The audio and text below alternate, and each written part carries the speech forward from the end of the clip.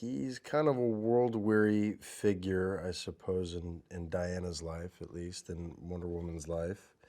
And he's seen a lot and seen the ravages of the First World War. Not much is given in terms of his backstory, but you can tell that um, he's just seen a fair bit of pain. Sometimes in films with the group, let's say surrounding the protagonist, they're not always kind of fully fleshed out. You don't really understand why they're there. They may have some funny quips, but they don't really do much of anything. And these guys, us, each one of us has a different prism through which they see the world, and they all really complement our lead in Diana so beautifully, I think, and they're all so well rounded. They're all such great actors. Patty is a pretty incredible human being, and to sit across from her and to hear her. I mean, she acted out essentially the entire film for me.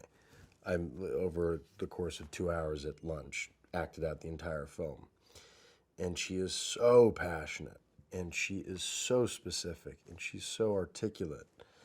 Um, I pretty much would have said yes just for her alone. I think that's the beauty of what Gal has, is that she is physically very imposing. She's stunning. She's like 6 feet tall. She's super strong, kind of emotionally, and her presence is very captivating.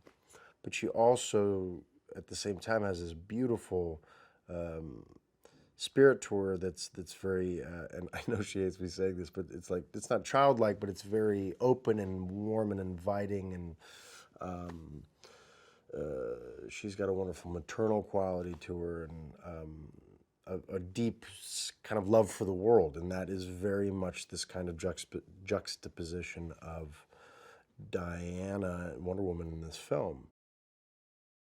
At every mention of Ares along the way that Diana that throws at him, that she has to meet the God of War and defeat him, I think he it's so beyond his conception of what the world has to offer, of a world of magic lassos and people that can jump, 5 stories, and people that can run across no man's land and single-handedly defeat everybody in a leather miniskirt.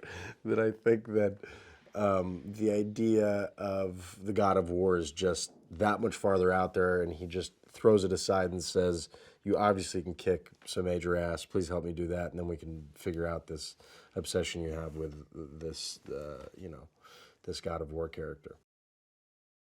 It's a very modern telling of this story. It's beautifully rendered, um, uh, and it has a pretty wonderfully, beautifully transparent message of that no matter how ugly this world gets that we live in, no matter how much death we encounter, no matter how many homicidal dictators are out there, no matter how much genocide happens, how many wars happen, uh, there is still hope in the best parts of ourselves to be good and to protect one another and to do right by one another. That's what we should hold on to, and that's what she represents.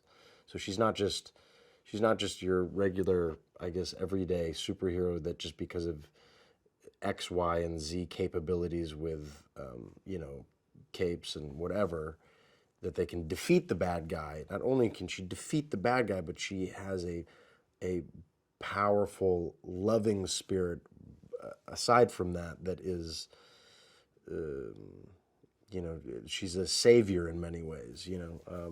She sees the best parts of ourselves.